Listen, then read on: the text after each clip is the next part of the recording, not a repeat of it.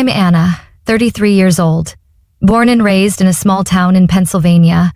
I realized early on that my place in the family was nothing more than a faint shadow next to my perfect younger brother, Tyler. Tyler is 2 years younger than me, but from the day he was born, my parents, Evelyn and Martin, seemed to forget I existed. And when I was little, whenever I got high grades or praise from teachers, my parents would barely mumble a few words. But if Tyler simply passed a test, the whole house felt like it threw a party. I lost count of the times I stood quietly in the corner, holding a certificate of achievement, while no one even looked up. The favoritism didn't stop at words. On birthdays, Tyler always had big parties and expensive gifts, while I received just because presents, discounted t-shirts or cheap notebooks. I still remember the time I got a pair of gray socks, while Tyler got a brand new mountain bike. When I turned away to wipe my tears, my mom casually said, "Girls don't need bikes." Growing up in that environment, I learned to shrink into myself. Not to ask, not to expect. Tyler, on the other hand, became arrogant, used to getting everything without effort. It got even worse after he married Stephanie. A woman, I swear, could turn anyone into the villain with just a few tears. Stephanie was pretty and had a special talent, playing the victim. She could turn the smallest incident into a disaster to gain sympathy. If anyone dared to push back, Stephanie would burst into tears, shifting all blame onto them. Of course, my parents, who always saw Tyler as a treasure, never bothered to see the truth. They treated Stephanie like their own daughter, defending her no matter what. Stephanie didn't bother to get a job, even though she had a college degree. Tyler had to work himself to exhaustion to support the entire family, while my mom happily babysat their 3 young kids every day. My parents' old 3-bedroom house was always loud and cramped, with kids and Stephanie's endless complaints about how hard her life was. And me? I chose a different path. After graduating from college, I moved out, worked hard, and climbed up to a management position at a furniture company. I avoided going home as much as possible because every time I did, I felt like a stranger. Last year, when the pandemic hit, my company had to downsize. I lost my job after a short email. Not long after, I also had to leave my rented apartment because I couldn't afford it anymore. Desperate, I gathered all my courage and called my parents, hoping to stay a few months until I found a new job. I remember that conversation clearly. My mom picked up, and the moment I finished explaining, she burst out laughing like I had just told a joke. "This house is already full, Anna," she said coldly. "We can't add another mouth to feed." I was speechless. Somewhere in the background, I heard Stephanie's smug voice. "She better get used to the real world. It's called growing up." Tyler, the same brother I once shared every slice of cake and toy with, just shrugged when I looked at him, his eyes empty, as if he didn't even know who I was, and walked out of my parents' house with nothing but a battered suitcase and the little savings left in my bank account. I had nowhere to go. My old apartment was gone, and my friends lived in tiny places where they couldn't take anyone in. In desperation, I drove my 2005 Ford Ranger to a Walmart parking lot. From that day on, my beat-up truck with an old camper became my only home. I bought it off a classified site for $1,500, 0 cents. Everything I had left after paying my last bills. At first, I comforted myself that it was temporary. 1 week, 2 weeks, then 3 months passed. I learned to shower at the gym, use gas station restrooms, and charge my phone at cheap coffee shops. Every night, I parked in quiet neighborhoods, praying no one would call the cops about a suspicious vehicle. On freezing winter nights, I wore 3 layers and curled up in a thin sleeping bag, listening to the wind howling through the thin walls of my camper. On sweltering summer mornings, I'd wake up drenched in sweat before the sun even rose. But the hardest part wasn't the weather. It was the looks of disgust from people passing by, seeing me crawl out of that old camper. I thought about giving up, crawling back to my parents for forgiveness and enduring their contempt just to have a roof over my head. But every time I pictured Stephanie's smug face, arms crossed, mocking me, I gripped the steering wheel tighter and told myself no, I'd rather live like this than be their puppet. I applied for jobs everywhere. Restaurants, convenience stores, supermarkets, anywhere with a help wanted sign. Dozens of failed interviews, hundreds of rejections. I never gave up. I smiled more, spoke more confidently, and worked on standing tall. Finally, one scorching September afternoon, I got a call from a small interior design company in the suburbs of Pittsburgh. The only place willing to give me a chance after hearing my story. The starting pay was just enough to survive, but to me, it was a lifeline. I threw myself into work, taking every extra hour available, from customer service to warehouse support. I worked non-stop, all day, and crawled back into my suffocating camper at night for a few hours of sleep. Every single paycheck, I saved. I cut all unnecessary expenses. Homemade sandwiches, old clothes, no spending a single dollar frivolously. Every time I felt discouraged, I told myself, one day, I'll walk into a house of my own, built with these very hands. 12 months into my new job, I saw a small 3-bedroom house for sale in the suburbs of Beaver. It was old, the backyard was overgrown, and the outside walls were peeling. But to me, it was more beautiful than any mansion. The asking price was $92,000. Way more than I had. But I didn't quit. I applied for a loan, presented my pay stubs and a solid repayment plan, and luckily the bank approved me with a manageable interest rate.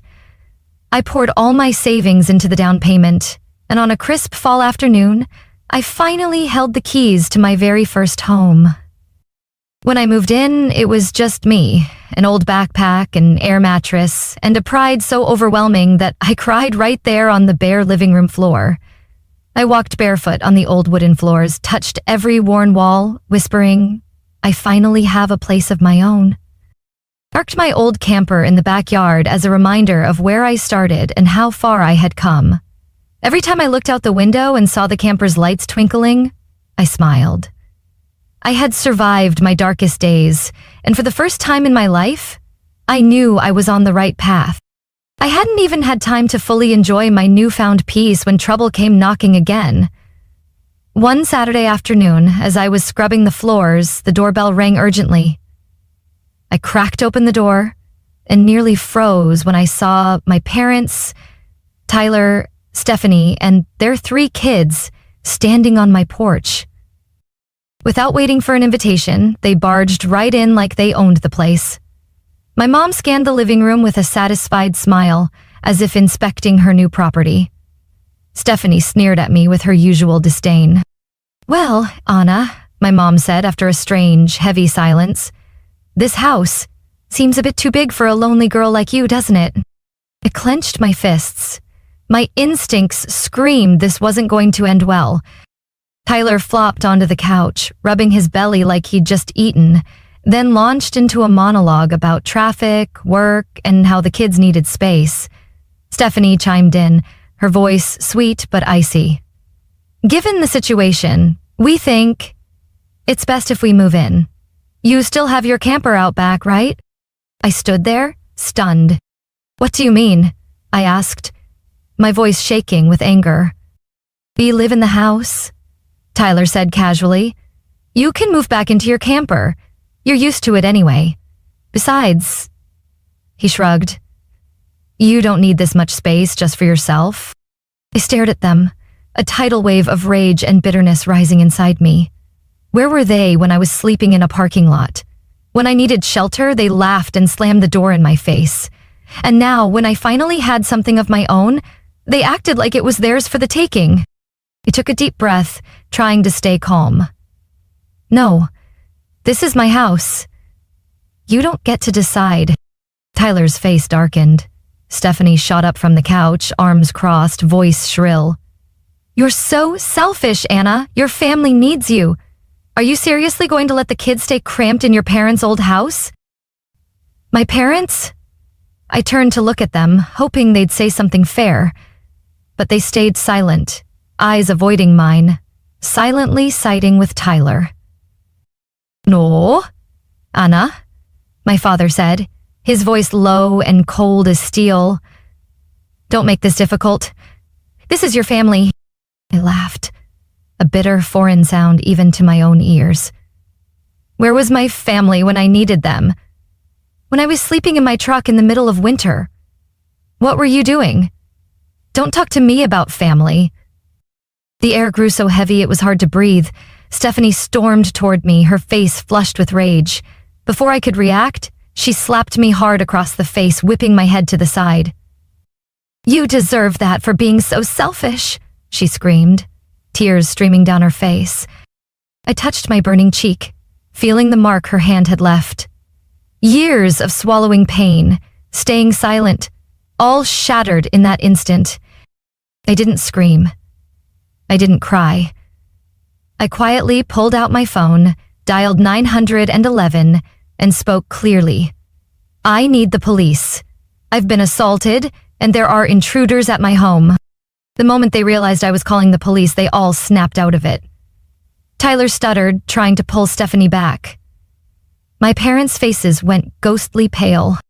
I kept the phone to my ear, my eyes locked on them. Leave my house immediately.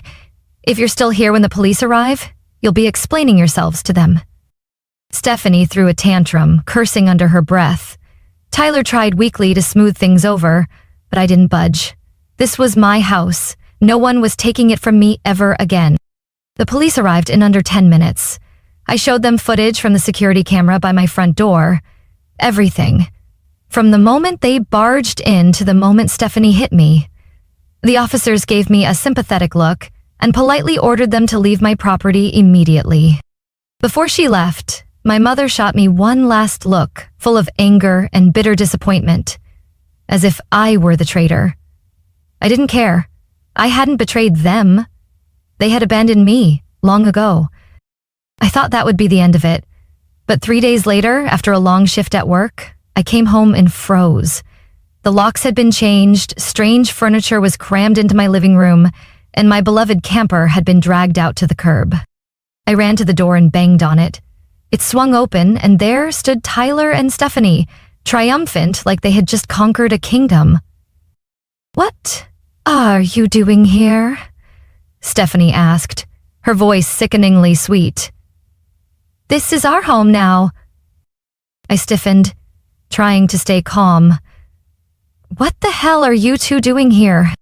Tyler shrugged and held up a stack of papers he had printed from somewhere.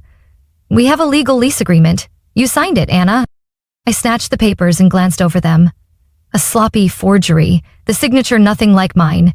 It was laughable, how bad they were at even faking documents.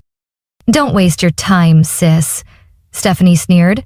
We're settled in. You can go back to your little camper. I turned around, pulled out my phone, and called the police immediately. Hearing me give the address and explain there were intruders, Stephanie panicked and slammed the door. I sat on the steps, clutching my phone, fury boiling inside me. This was my house, the house I earned through sleepless nights, skipped meals, and months freezing in a camper. No one, not even blood relatives, had the right to take it away from me. About 15 minutes later, a police car pulled up. 2 officers approached calmly. I explained everything, from the changed locks to the forged lease. It took several hard knocks before Tyler and Stephanie finally opened the door. Tyler looked sour. Stephanie clutched her non-existent baby bump, trying to play for sympathy. I pulled out my phone and showed them security footage from the porch cam. Footage of them breaking the lock, hauling furniture inside, and installing a new lock. There was no way to deny it. The officers exchanged a look and nodded. One turned to Tyler and Stephanie, his voice firm. You are trespassing on private property. That's a criminal offense, Tyler stammered, waving the fake lease like a shield. But one glance was all it took for the officer to ask, We'll need to verify the signature against official ID. Anna, may we see your ID? I handed them my driver's license. The signature was nothing like the fake. No more words were needed. The officers immediately ordered them to pack up and leave or face arrest for trespassing and forgery. Stephanie started bawling, clinging to one officer's arm, begging. Tyler's face turned red as he shouted in desperation, but this time, no one stood up for them. I stood quietly, watching as they dragged box after box out of my house, suitcases, kids' toys they had no right to bring in. I saw the rage on Tyler's face, the angry tears streaming down Stephanie's cheeks. But inside, I felt nothing but cold resolve. The house was cleared out in heavy, angry silence. Before leaving, Stephanie spat one last line at me, full of venom. "You'll regret this." I didn't respond. I simply closed the door in their faces, shutting out years of pain and betrayal. When they were finally gone, I collapsed onto the floor and exhaled deeply. My old camper still sat steady in the backyard, like a symbol of everything I had endured. I knew this wasn't over yet. But at least for today, I had protected what was mine. After the door closed, I realized this wasn't just about changing the locks. If I stayed silent, they would spin lies until they became truth in the family's eyes. I had stayed silent for too long. This time, I wasn't letting them control the story. That night, hands still trembling from rage and determination, I opened my laptop.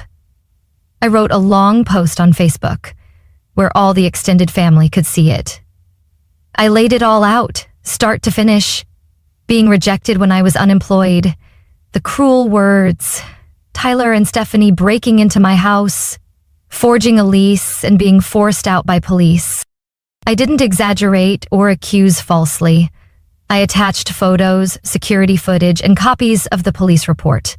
I even posted side-by-side images of the forged signature and my real one for everyone to see the blatant fraud. At the end, I wrote, "I've stayed silent long enough. This is the truth. Believe it or not, but I will not let anyone trample over my life again." Within an hour, the post exploded. Comments and messages flooded in nonstop. Some relatives, the ones I thought would defend my parents and Tyler, openly expressed their outrage. They sent me messages of support, saying I did the right thing by standing up for myself. A few older relatives who had witnessed the favoritism when I was younger also spoke up. They shared memories of me being neglected while Tyler was treated like a prince. Memories I thought were buried resurfaced, bringing both pain and relief. As the night wore on, more and more people voiced their anger. Some even asked for the town sheriff's number to verify everything. An aunt from Arizona privately messaged me, "Anna, you should have spoken out long ago. We're proud of you." Meanwhile, I heard through the grapevine that my parents and Tyler were scrambling to control the damage. They posted a weak statement, trying to paint me as a bitter liar, the bad daughter who turned her back on family. But this time, no one believed them. The evidence was too clear. Their excuses only made them look ridiculous. Stephanie, predictably, posted passive-aggressive rants about forgiveness and family sacrifices. But no one pitied her. In fact, many people left blunt comments under her posts, demanding she apologized for her disgraceful behavior. Soon after, I got a call from Aunt Lucy, the aunt I had always loved. Her voice trembled as she said, "Anna, if you ever need a place to stay or anything at all, come to my house. Don't let them make you think you're unworthy of love." For the first time in years, I felt something I thought I had lost: recognition and support from my extended family. The next morning, I woke up to hundreds of messages, congratulations, encouragement, and even a few small gifts. A cousin I barely spoke to sent me an online gift card with a note, "A little housewarming gift. You deserve it." Standing alone in my empty living room, sunlight pouring through the old windows, I felt a peace I had never known before. I had spoken the truth. I had stood up for myself. And this time, I wasn't alone. The real storm hit just a few months after I went public. In a small town like ours, rumors spread like wildfire, and soon whispers about my family were everywhere. Tyler and Stephanie, once the golden child and perfect daughter-in-law, became the laughingstock. They were still crammed into my parents' tiny house, A house that now felt even smaller with 3 unruly kids, constant arguments, and simmering resentment. Tyler's usual arrogance disappeared. Stephanie, who once walked around like the world owed her, now kept her head down in public. Their finances took a nosedive. Tyler worked nonstop, but his paycheck barely fed all those mouths. Stephanie still refused to work, claiming she had to take care of the kids, but that wasn't the worst blow. One spring morning, the final bombshell dropped. Stephanie's affair was exposed. Rumors spread that she had been seeing a bartender just a few blocks from home. At first, Tyler didn't believe it. Despite everything, I knew he had once loved her, foolishly, but that changed when Tyler secretly ran a DNA test on their youngest child. The results were undeniable. The child wasn't his. The news was like a final blow to whatever pride Tyler had left. The day he received the results, he didn't say a word. He just stood, frozen in our parents' front yard, crumpled paper in hand, his face blank as if his whole world had collapsed. Stephanie, as always, tried to spin the situation. She cried, begged, swore it was just one mistake, that she still loved Tyler, that this family was everything to her. But this time, her tears didn't work. Tyler filed for divorce that same week. I heard about it from Aunt Lucy, who quietly kept me updated. According to her, Tyler hired a good lawyer and presented all the evidence. The DNA results and messages between Stephanie and her lover. In court, Stephanie tried to portray herself as a devoted mother sacrificing for her family, but her lies unraveled quickly. The judge not only denied her request for child support, but also agreed to have Tyler's name removed from the youngest child's birth certificate. The divorce was finalized faster than expected. Tyler got custody of the 2 older kids, while Stephanie walked away with nothing, no support, no settlement. On the day the divorce was finalized, Tyler moved out of our parents' house, taking the 2 kids and a suitcase of old clothes. He rented a small apartment in a cheap suburb, living quietly like he wanted to disappear from the town's gossip. As for Stephanie, after losing her reputation and financial support, she was coldly kicked out by my parents, the same people who once adored her. I heard she had to move back in with her own family, over 100 miles away. The youngest child, the one who wasn't Tyler's, went with her. Everything happened so fast that even I, who thought they would cling to whatever they could, was stunned. But what surprised me more was the emptiness I felt. Not joy, not satisfaction, just a deep, quiet void. Maybe because deep down, I had once hoped for a different ending, a change, an awakening, a sincere apology. But life isn't a fairy tale, and the price for years of lies and selfishness came due in the harshest way. I thought that after all this, only a cold, unfixable distance would remain between me and my family. But sometimes life takes strange turns, even with people you believe will never change. One morning in June, while I was watering my garden, an old car pulled up in front of my house. Tyler got out first, walking slowly like the weight of the world was on his shoulders. My parents followed, no longer carrying the pride they once wore so easily. They looked older, every wrinkle carved deep into their faces that used to beam with smugness. Tyler approached, holding a small gift box, unable to meet my eyes. I stood there with my arms crossed, strangely calm. "Anna," Tyler started, hesitantly. I don't even know where to begin, but I owe you an apology." I stayed silent, waiting. "I treated you terribly. When you needed family the most, I turned my back. I thought because you were always strong, you didn't need anyone. I was wrong." I looked at Tyler, not the arrogant brother I once knew, but a man humbled by bitter mistakes. My mother stepped forward, her hands trembling as she reached for mine. "Anna, I'm sorry," she said, tears filling her eyes. "I was blind, favoring Tyler all those years. I know I can't undo what I did, but I hope you'll give me a chance to make it right." My father, A man I had never once heard apologize finally spoke, his voice raspy. "I was wrong, Anna. I admit it. If there's any chance, I want to start over." I stood there, numb. Part of me wanted to lash out, to throw every buried resentment at them, but another part, a much quieter part, just felt tired. I had survived it all. I didn't need revenge. I needed peace. Tyler held out the gift box.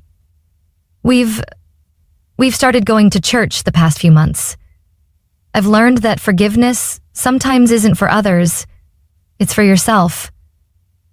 I don't expect you to forgive me right away. But I hope, one day, you might. I took the box and opened it. Inside was a handwritten card, Tyler's familiar messy scrawl. "Even if it's late, I still hope to call you my sister again." Tears filled my eyes before I even realized it. I turned away, hiding the softness I had fought so hard to protect. "All right," I said, my voice thick. "But things won't go back to the way they were.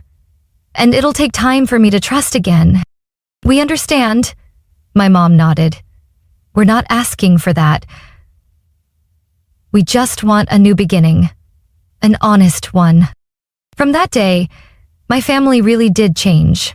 Tyler started bringing the two kids to visit every weekend, always letting me know ahead of time. My mom sent little text messages, small but genuine check-ins. My dad, though still a man of few words, would always nod when he saw me, a nod heavier with meaning than 100 fancy speeches. I stayed cautious. A scar, even when healed, still leaves a mark. But for the first time in years, I saw the possibility of a new chapter, one without constant bitterness and blame. One night, standing on my porch, watching the warm glow of the living room lights, I thought, sometimes the greatest miracle isn't an apology. It's someone truly changing because they know they were wrong. Stephanie, after the divorce and the scandal, nearly vanished from town for a while. I heard she moved back with her parents about 70 miles away. But even from a distance, she refused to let me go. Her life fell apart faster than I imagined.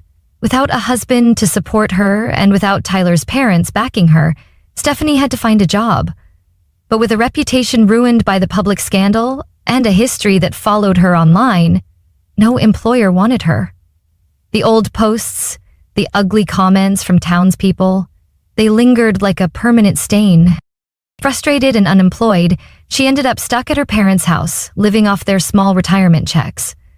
Slowly, even the relatives who once defended her backed away. Everyone saw her for what she really was: selfish, lazy, shameless. I thought it would all fade, quietly. But I underestimated the bitterness Stephanie harbored. One late fall night, while I was sleeping, my home security system blared an alarm.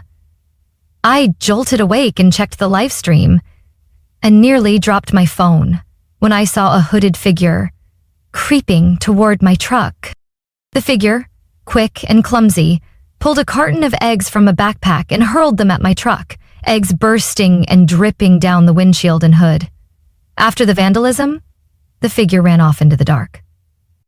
I immediately called the police. When they arrived, I showed them the video footage. Even with the hoodie, I instantly recognized her. Stephanie's height, gait, and posture were unmistakable. The officers gathered evidence quickly. I filed charges for property vandalism and requested a restraining order. The case moved faster than I expected. With undeniable video evidence and a documented history of conflict, the judge wasted no time. Stephanie was fined for vandalizing private property and ordered to pay for the cleaning and repairs. More importantly, the court granted a 3-year restraining order. Stephanie couldn't come within 300 feet of me or contact me in any way, in person, by phone, mail, or online. The day the order was issued, Stephanie stood in court, her face twisted with rage and humiliation. I, dressed neatly in my business suit, stared at her like she was a stranger behind a pane of glass, distant, emotionless. News of the incident spread quickly. The town buzzed with gossip about the disgraceful egg attack, and Stephanie's already shattered image crumbled even further. She had tried so hard to portray herself as a devoted mother, a victim of family power games. Now, all anyone saw was a bitter, defeated woman who destroyed herself. I knew Stephanie would probably always blame me, but I didn't care. I did what I had to do to protect myself and the home I fought so hard to build. One weekend afternoon, sipping coffee on my porch, feeling the crisp fall breeze, I looked out at my truck parked peacefully under the golden sun.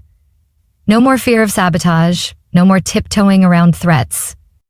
Since Stephanie's restraining order, my life became truly peaceful. No more midnight doorbell rings, no more vandalism. I could simply enjoy quiet mornings on my porch, sunlight filtering through the leaves, with a peace I had never known before. Realizing my 3-bedroom house was too big for just me, I decided to rent out the 2 spare rooms. Not long after, I found 2 ideal tenants. Megan, a young night shift nurse at a nearby hospital, and Chris, a construction engineer who traveled often. Both were respectful, independent, and valued privacy. The rental income covered most of my mortgage. For the first time in my life, I felt financially stable. I still worked regularly, but without the crushing pressure. My savings steadily grew, and with every dollar added, my sense of freedom deepened. On weekends, my cozy house often filled with the laughter of children. Tyler, trying hard to rebuild the bond, brought his 2 older kids over. They needed space to play, to feel family again. The kids warmed up to me quickly. 8-year-old Emma loved drawing in the living room, while 10-year-old Max was obsessed with the old game console I found at a flea market. I planted sunflowers taller than the kids in the backyard, and they dubbed it their secret forest. One afternoon, as I was fixing the old backyard swing, Max looked up at me and asked innocently, "Sivo, Anna, why do you live alone? Aren't you lonely?" I laughed, wiping sweat from my forehead. "Not at all. Living alone has its own joys. I can do whatever I want, whenever I want." Emma hugged my arm and whispered, "I love coming to your house. It's way more fun than Grandma's." Their innocent words warmed my heart. This house wasn't just a shelter. It was a place where I rebuilt my life, where I chose how to live, no longer under anyone's shadow. Tyler often invited me to his small family dinners, just him and the kids.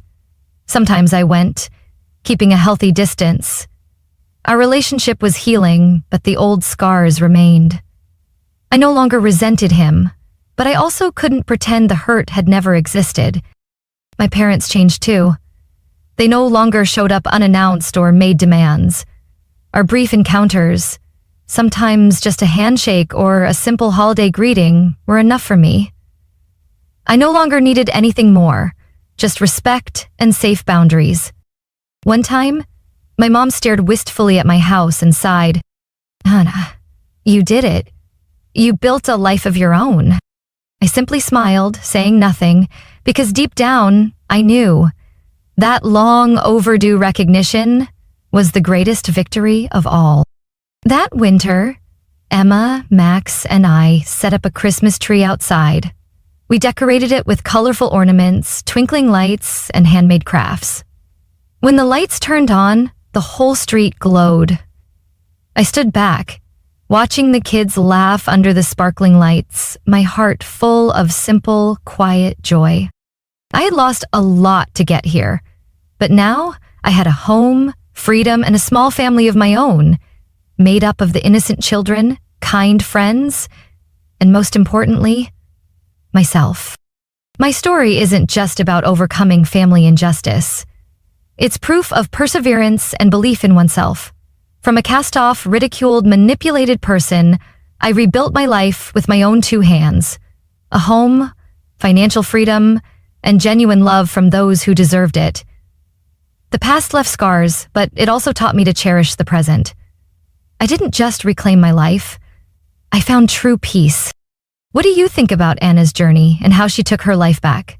Share your thoughts in the comments. And don't forget to follow the channel for more heartfelt family stories and powerful life lessons.